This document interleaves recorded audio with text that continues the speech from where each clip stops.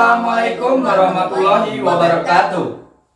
Selamat pagi dan salam sejahtera bagi kita semua. Salam Om Swastiastu, Namo Buddhaya. Perkenalkan, kami dari Institut Agama Islam Negeri Metro dengan saya Muhammad Umar Munawar sebagai pembicara pertama. Dewan juri yang terhormat, di sini saya akan membangun argumentasi keberpihakan saya terhadap mosi sosial media adalah penyebab terjadinya penyimpangan sosial. Dewan juri yang terhormat, perkembangan teknologi informasi membawa sebuah perubahan di dalam masyarakat. Lahirnya sosial media telah menjadikan pola perilaku masyarakat mengalami pergeseran, baik nilai budaya, etika, dan norma-norma yang ada. Di Indonesia sendiri dengan jumlah penduduk yang besar serta beraneka ragam suku, agama, dan ras memiliki banyak sekali potensi perubahan sosial dari berbagai kalangan, dari mulai usia anak-anak, remaja, hingga orang dewasa. Itu semuanya hampir memiliki dan menggunakan media sosial secara aktif. Dewan juri yang terhormat, seorang ahli komunikasi bernama Meg Rewal menyatakan bahwa sosial media merupakan sarana yang digunakan oleh orang-orang untuk berinteraksi dan bertukar informasi dan gagasan dan komunikasi dalam jaringan virtual. Dewan juri yang terhormat, data yang dipaparkan dari Hotset Indonesia Digital Report, dari 7,83 miliar penduduk yang ada di dunia, sebanyak 4,20 miliar diantaranya menggunakan sosial media secara aktif. Sedangkan di Indonesia dari 274,9 juta penduduk Indonesia, sebanyak 170 juta diantaranya menggunakan media sosial secara aktif. Dewan juri yang terhormat, dilihat dari kemajuan teknologi yang sangat pesat, tidak hanya memberikan dampak yang positif, namun diikuti dengan serangkaian dampak negatif berupa penyimpangan-penyimpangan sosial. Paul B. Horton, seorang ahli, menyatakan penyimpangan sosial merupakan suatu bentuk perilaku yang dinyatakan sebagai pelanggaran norma-norma terhadap suatu kelompok atau masyarakat. Penyimpangan-penyimpangan ini marak terjadi karena minimnya pengetahuan, kurangnya pengawasan, serta rendahnya tingkat pengetahuan dari remaja ataupun masyarakat dalam menggunakan media sosial secara bijak. Di Indonesia telah ada Undang-Undang ITE yang telah mengatur tentang kekerasan yang ada di media sosial, yaitu nomor 11 tahun 2008 pasal 27 ayat 1, yaitu mengatur tentang kekerasan atau bentuk penyimpangan sosial yang terjadi di sosial media. Meski demikian, pada kenyataannya masih banyak sekali terjadi penyimpangan sosial yang ada di media sosial. Seperti data dari Polri, bulan April 2020 sampai Juli 2021 tercatat 937 kasus.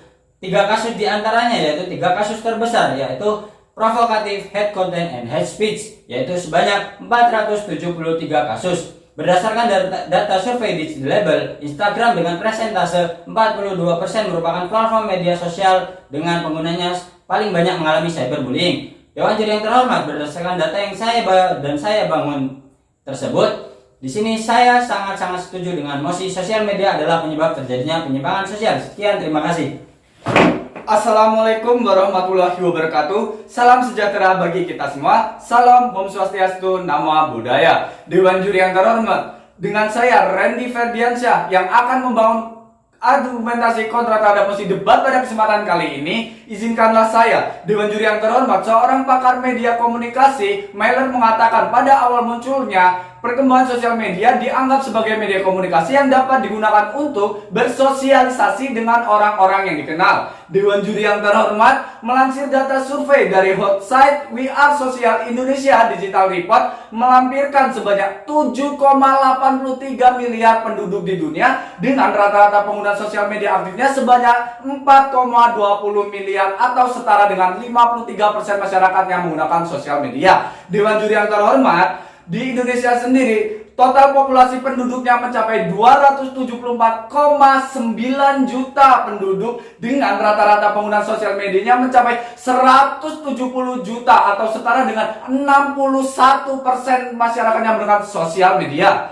Dewan juri yang terhormat, tidak hanya itu saja. Dengan perkembangan media sosial yang begitu sangat signifikan di era digital saat ini, rata-rata masyarakat di Indonesia menggunakan aplikasi-aplikasi media sosial seperti YouTube, Facebook, Twitter, Instagram, maupun TikTok dengan penggunaan rata-rata masing-masingnya. Sedangkan untuk di YouTube sendiri sebesar 93%-nya. Dewan juri yang terhormat, WA mengalami pertumbuhan atau penggunaan sebesar 86%, sedangkan Facebook 85%, dan untuk Instagram mencapai 87%. Dewan juri yang terhormat, dengan penggunaan media sosial yang begitu banyak saat ini, mampu membawa dampak yang arah positif bagi kehidupan masyarakatnya dengan cara yaitu adanya media sosial itu dapat memudahkan kita untuk berinteraksi secara baik dekat maupun jauh. Seperti saya berinteraksi dengan Dewan Juri yang terhormat yang secara virtual ini. Dewan Juri yang terhormat, dengan adanya media sosial dan perkembangan teknologi yang begitu luas, kita dapat memperluas koneksi dan jaringan yang sangat-sangat luas dengan cara membangun koneksi tidak hanya antar pulau tetapi bisa antar negara maupun antar benua. Dewan Juri yang terhormat, dengan adanya media sosial yang begitu sangat meningkat dan sangat pesat di era digital saat ini,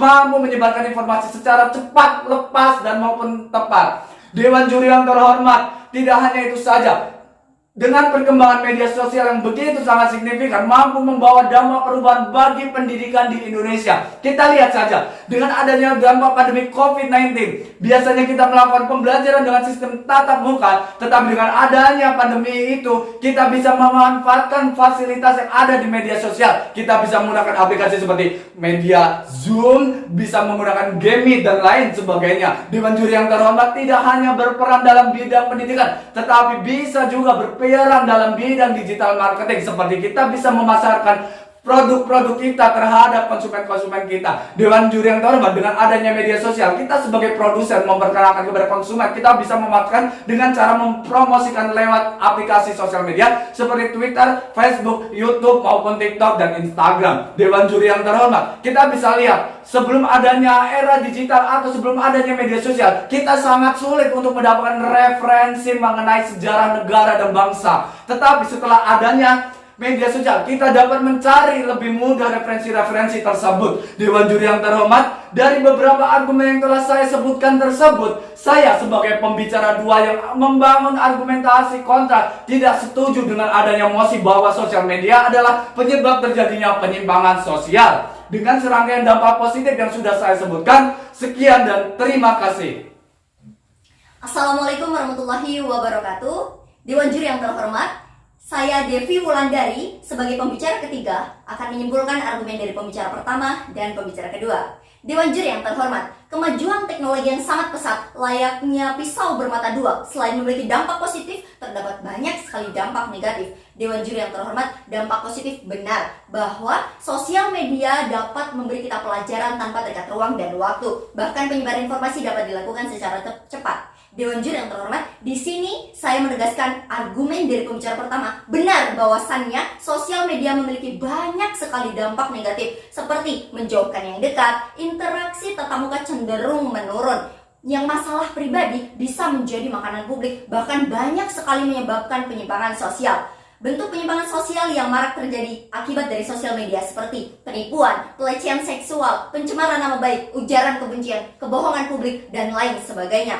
Dewan Juri yang terhormat, di Indonesia sendiri, ujaran kebencian Kominfo pada tahun 2018 menangani ujaran kebencian sebesar 3.640 kasus. Dewan Juri yang terhormat, di Amerika dan Inggris, ujaran kebencian meningkat 20% selama pandemi. Ujaran kebencian saat ini di Amerika dan Inggris mencapai 50,1 juta postingan.